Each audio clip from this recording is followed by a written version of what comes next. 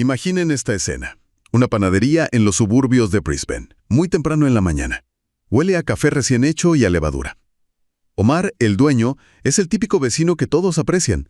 Sabe exactamente cómo te gusta el espresso y siempre tiene un comentario ingenioso sobre el último partido de cricket. Durante años, Omar no fue el panadero musulmán. Era simplemente Omar, una pieza fundamental del tejido de su barrio, alguien que pertenecía. Pero la semana pasada, algo se rompió de forma silenciosa.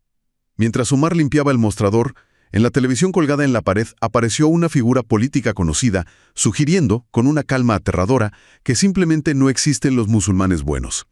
En ese preciso momento, un cliente habitual, un vecino con el que Omar ha compartido barbacoas durante una década, levantó la vista hacia la pantalla. Lo que siguió no fue una expresión de indignación o una defensa hacia su amigo. Fue simplemente el vacío. El vecino evitó la mirada de Omar, dejó el dinero exacto sobre el mostrador y salió de la tienda sin decir una sola palabra. Ni un hasta luego, ni un gesto de complicidad. Solo un silencio pesado, gélido y definitivo. Ese momento captura una disonancia que está fracturando Australia. Mientras los líderes políticos presentan estos ataques como libertad de expresión o preocupaciones de seguridad, la realidad en las calles es febril. Un informe de febrero de 2026 revela que un asombroso 75% de los estudiantes musulmanes y más del 90% de los palestinos en el país han presenciado actos de racismo dirigidos a sus comunidades. No son insultos aislados, es una maquinaria estructural que se ha normalizado tanto que ya ni siquiera genera titulares de escándalo. ¿Cómo hemos llegado al punto en que el 51% de los australianos cree que la inmigración es demasiado alta, el nivel más alto de la historia, mientras el sistema etiqueta silenciosamente a todo un grupo como culpable de ser diferente hasta que demuestre lo contrario? Hoy vamos a desmantelar por qué la islamofobia en Australia no es un error del sistema, sino una característica de su diseño actual. Fíjate que el silencio de ese vecino en la panadería, no ocurre en un vacío. Es el resultado directo de un cambio sociológico muy profundo en la política pública de Australia.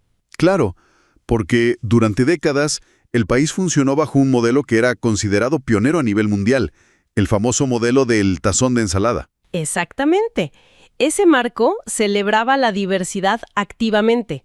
Se consideraba un activo nacional, una ventaja competitiva y cultural, donde el papel del Estado consistía en facilitar la convivencia. Reconociendo que esas diferencias enriquecían el tejido social. Así es. Sin embargo, el análisis de las políticas actuales demuestra que ese modelo ha sido completamente desmantelado y ha sido reemplazado por un marco de, digamos, integracionismo estatal. A ver, hay que detenernos aquí para entender bien la magnitud de este cambio. O sea, pasar del tazón de ensalada al integracionismo estatal, ¿qué implica exactamente? Implica que la diversidad ya no se percibe como una fortaleza. En este nuevo paradigma, cualquier diferencia cultural visible pasa a redefinirse fundamentalmente como un riesgo. ¿Un riesgo? Sí, un riesgo que el Estado siente que debe ser gestionado, vigilado y, en última instancia, contenido. Entonces el Estado altera por completo su relación con el individuo. Y se puede observar un punto de quiebre clarísimo en 2017 con la Ley de Enmienda de Ciudadanía. Totalmente.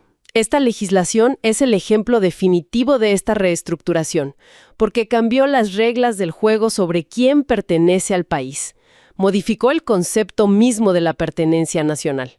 ¿Por qué antes la ciudadanía era concebida como un derecho adquirido? Algo que se obtenía mediante la residencia sostenida y la contribución social. Exacto. Pero a partir de esta enmienda, la ciudadanía se transformó en una recompensa. Una recompensa condicionada. Condicionada a la conformidad cultural y a la asimilación absoluta. El mensaje institucional es inconfundible. La aceptación por parte del Estado está supeditada a que el individuo abandone cualquier diferencia cultural que resulte incómoda para la mayoría. Y es evidente que las consecuencias de este marco institucional no se reparten por igual. Recaen de manera desproporcionada sobre la población musulmana, convirtiéndolos en perpetuos forasteros. Es una forma muy precisa de describirlo. Básicamente se instaura una presunción de culpabilidad cultural. Así operan. Se asume por defecto que son incompatibles con los valores nacionales.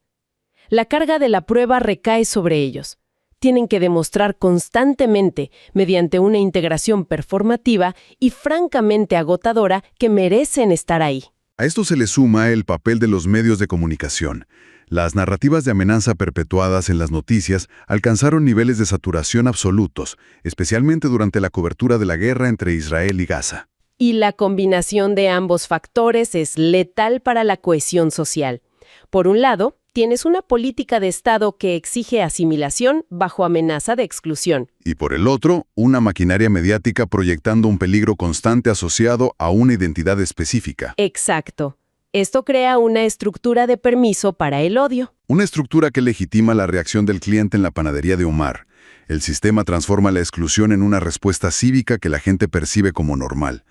Pero, esta exclusión no se queda solo en interacciones sociales incómodas, se manifiesta de forma aterradora en el sistema legal. Para comprender esta disparidad legal a fondo, hay que examinar la experiencia documentada de Sara, una defensora legal en Melbourne.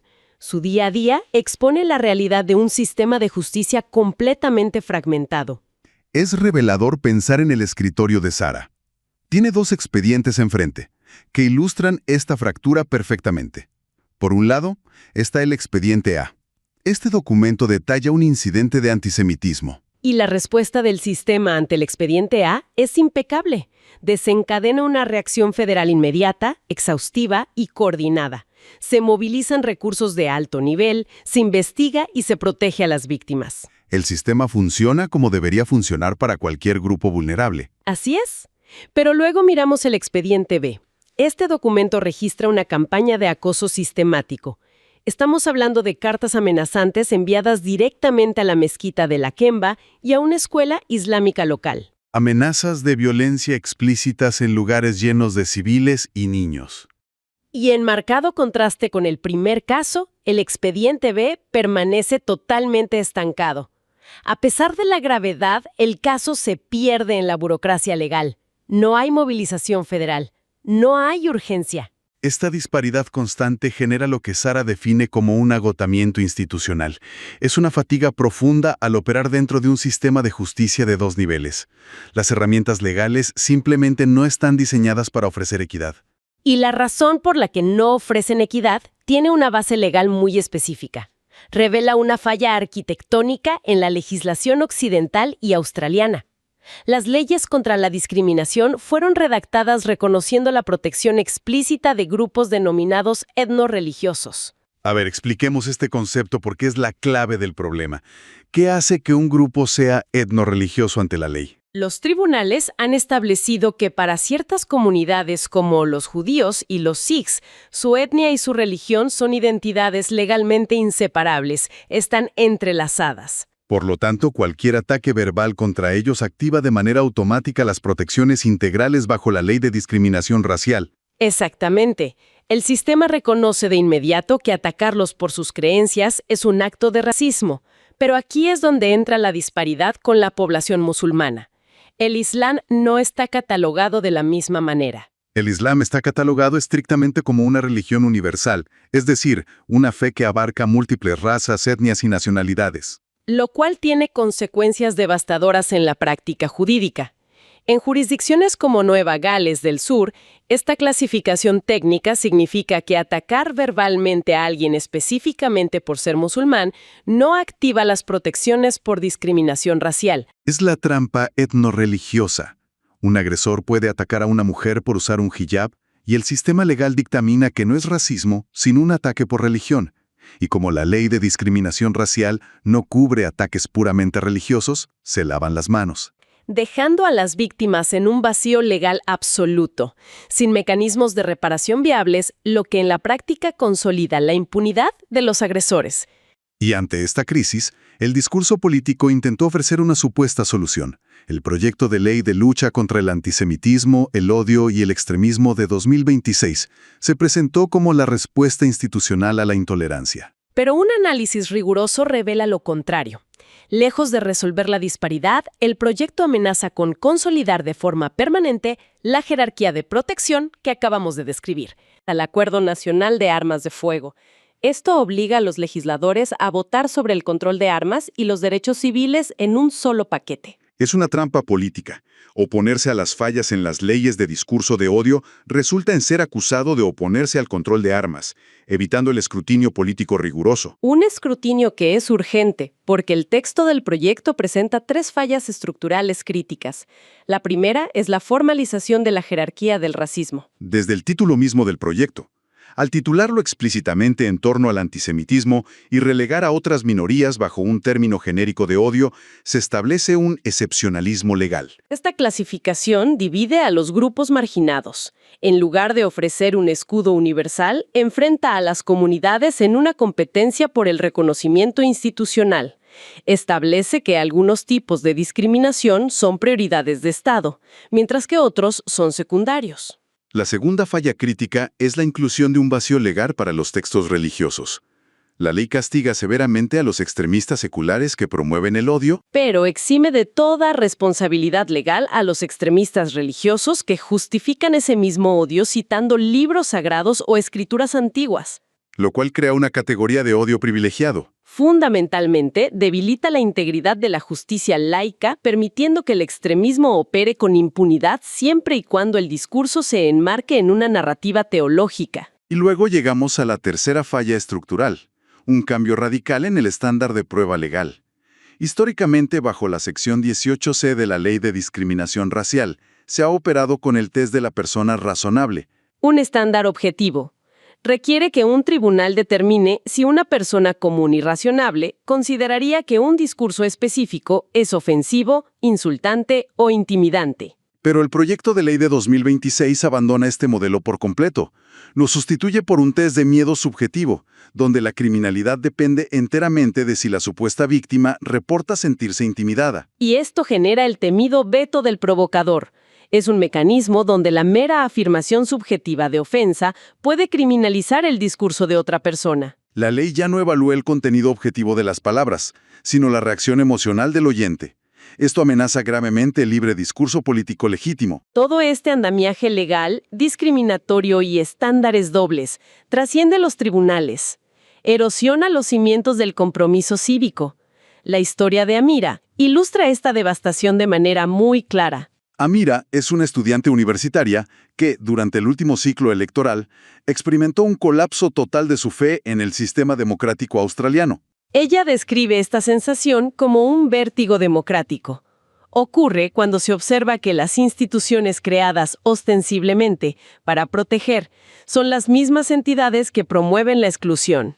Darse cuenta de que el Parlamento y los principales medios utilizan tácticas como la retórica de seguridad fronteriza como discursos codificados, diseñados para marginar bajo el disfraz del interés nacional. Ese vértigo democrático se vuelve terror al analizar las amenazas coercitivas del anexo 2 del mismo proyecto de ley. Esta disposición otorga al ministro el poder extraordinario de cancelar visas de no ciudadanos basándose en la mera sospecha de discurso de odio. Al operar sobre la sospecha, la ley elude el debido proceso, sin investigación exhaustiva, sin condena formal, sin evidencia irrefutable. Una simple sospecha ministerial es suficiente para destruir una vida. Silencia de manera efectiva cualquier forma de participación política, activismo o disidencia legítima. Y para quienes sí poseen la ciudadanía, el mecanismo de control social toma una forma conocida como el control de condena. ¿El control de condena? Ese agotador doble rasero donde el entorno político y mediático exige rutinariamente a los musulmanes australianos que se disculpen en público y condenen colectivamente actos de violencia cometidos por terceros a miles de kilómetros de distancia. Ya sean protestas en Irán o el conflicto Hamás-Israel, se espera que emitan comunicados para validar su lealtad al país.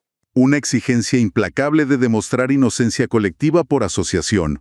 Un estándar que jamás se le impone a la comunidad cristiana respecto a actos de extremismo occidental. Esta exigencia constante tiene un efecto paralizante en el tejido social, desgasta la comunidad y la normalización de estos dobles raseros ha convertido a la islamofobia en ruido de fondo, ya no escandaliza. Los datos estadísticos sobre el efecto espectador muestran esta apatía. El porcentaje de testigos que deciden reportar incidentes islamófobos en la calle ha caído drásticamente. Se desplomó del 47% al 24%. Esa caída libre indica una asimilación profunda de la retórica hostil. La hostilidad abierta ya no genera la urgencia de intervenir. El silencio cómplice del vecino de Omar se refleja a escala nacional. Frente a este declive en la intervención cívica, la sociedad civil ha tenido que organizarse a través de la campaña Upstander, que se traduce como defensor. Es una herramienta de mitigación para contrarrestar esta apatía institucionalizada. Su objetivo central es documentar de manera irrefutable la realidad en las calles, generando un volumen de evidencia que logre eliminar la negación plausible de los actores políticos. Operan sobre un marco metodológico estructurado en 4 pilares, las 4 Rs. Primero, reconocer el incidente. Segundo, responder de manera segura para apoyar a la víctima. Tercero, registrar los detalles precisos del evento. Y cuarto, reportar el evento a las autoridades pertinentes o plataformas independientes, forzando un reconocimiento institucional. Sin embargo, la acción ciudadana tiene un límite si el andamiaje legal sigue roto. La documentación debe ir acompañada de una reforma estructural profunda. Es un imperativo democrático implementar una ley de discriminación religiosa integral, un marco legislativo de aplicación universal que cierre la brecha legal de las etnorreligiones, asegurando que la protección de las minorías no dependa de definiciones arcaicas. Al mismo tiempo, el defectuoso proyecto de ley de 2026 requiere un escrutinio riguroso. No se puede permitir la consolidación de herramientas legislativas que terminen fragmentando aún más a la sociedad y jerarquizando el sufrimiento. La arquitectura de las políticas de integración y justicia no está fallando por accidente. Está operando exactamente como fue diseñada en este nuevo paradigma de seguridad y asimilación. La mayor amenaza para la cohesión social no proviene del exterior, ni de la diversidad cultural, sino de la aceptación pasiva de un sistema de justicia de 2 niveles. Cuando una sociedad permite que la protección mediática y legal de un grupo específico sea tratada como un privilegio, estrictamente condicionado a su nivel de asimilación y sumisión cultural, ha dejado de garantizar derechos universales. Una vez que la igualdad ante la ley se despoja de su carácter inalienable y se convierte en un privilegio reservado exclusivamente para las identidades preferidas por el Estado, el andamiaje entero de los derechos civiles pierde todo su peso estructural. Se establece así un precedente legal e institucional letal, donde la ciudadanía, el derecho a existir sin sospecha y las protecciones fundamentales de cualquier individuo podrían ser las siguientes en ser revocadas.